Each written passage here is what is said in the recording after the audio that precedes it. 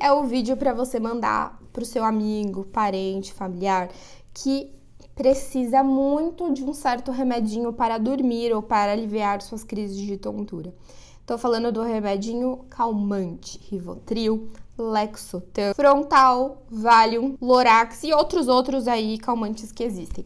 Dani, vou mandar pra ele não pode usar isso. Calma, esse remédio talvez a pessoa use porque realmente pode ajudar a sentir-se melhor desses sintomas de tontura.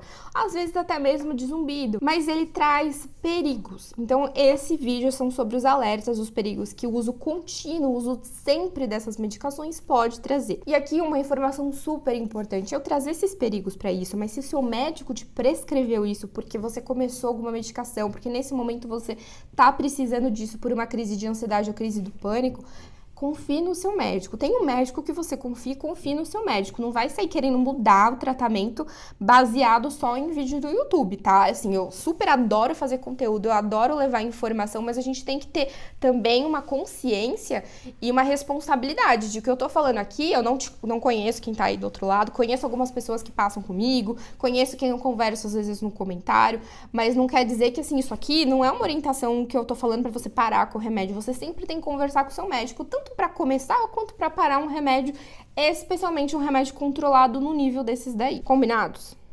Porque, né, não posso só orientar uma coisa aqui, né, às vezes as pessoas, esses remédios agem potencializando o efeito de um mensageiro químico lá do cérebro, um neurotransmissor chamado GABA. Esse neurotransmissor, quando ele tá potencializado, ele tem um efeito de inibir, de diminuir, de deprimir o funcionamento do cérebro, ele dá uma diminuída naquela excitabilidade do cérebro de uma pessoa ansiosa, dá uma acalmada, por isso que chama de calmante. Então ele age lá no cérebro, diminuindo o mensageiro químico GABA. Esse mensageiro químico atua em vários locais do cérebro, tá? Inclusive na parte do equilíbrio. E é por isso que algumas pessoas se sentem melhor de tontura quando usam essa medicação, porque ela diminui. É como se você tá pegando uma doença lá que dá tontura, por exemplo, uma labirintite real, né? Teve uma infecção do ouvido, teve a complicação que é a labirintite, morreu o labirinto direito, não funciona mais, o labirinto esquerdo é que tá funcionando bem. O GABA, ele vai agir essa informação do labirinto vai para o cérebro, essa informação do outro labirinto vai para o cérebro e o GABA vai agir nessa chegada de informações no cérebro, fazendo que o cérebro não sinta muito bem essas informações.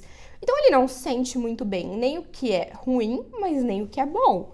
Porque se ele reduz essa informação, você melhora de uma tontura talvez que rode, mas ele pode a longo prazo gerar desequilíbrio, porque você não está utilizando o principal sensor do seu corpo para o equilíbrio, que é o labirinto. E como eu falei no começo, eles têm esses remédios, têm indicações mesmo, eles não são drogas aí para utilizar à toa.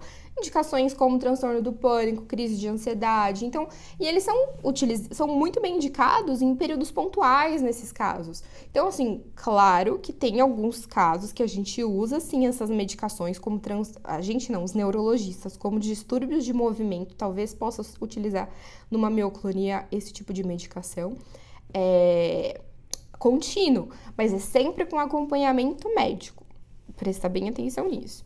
Então, ele tem o seu benefício, ele tem seu malefício e por isso que tem que continuar acompanhamento médico, não é só usar o remédio e acabou. Mas geralmente o melhor uso é esporádico, não é contínuo, porque continuamente realmente pode prejudicar o equilíbrio e alguns deles podem até prejudicar não, né? Existem alguns estudos que associam, não dizem que são a causa, associam com esquecimentos. Então, é uma coisa para ficar alerta. Mas você tem que entender que mesmo utilizados numa crise de ansiedade ou num transtorno de pânico, eles não estão resolvendo nem a ansiedade de base, nem todo o mecanismo do pânico, né? O tratamento disso não vai ser só o Rivotril.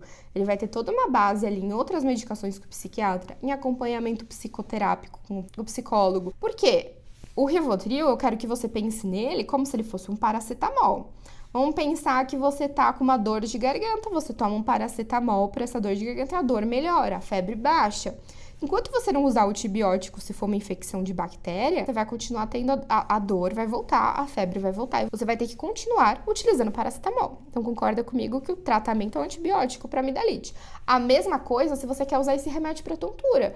Ele pode até melhorar temporariamente a tontura, até você pode ter já usado esse remédio no pronto-socorro, mas ele não está tratando o problema. E a gente precisa ir na causa do problema para conseguir melhorar de vez, ou pelo menos minimizar o máximo que a gente puder para dar qualidade de vida. E é importante esse remédio porque ele é até tão controlado, ele tem uma tarja preta e ele precisa de uma receitinha azul diferente, que é uma complicação. Eu vou te dizer que é difícil demais a gente conseguir isso. A gente tem que fazer um cadastro, aí recebe um número, ele é super controlado mesmo.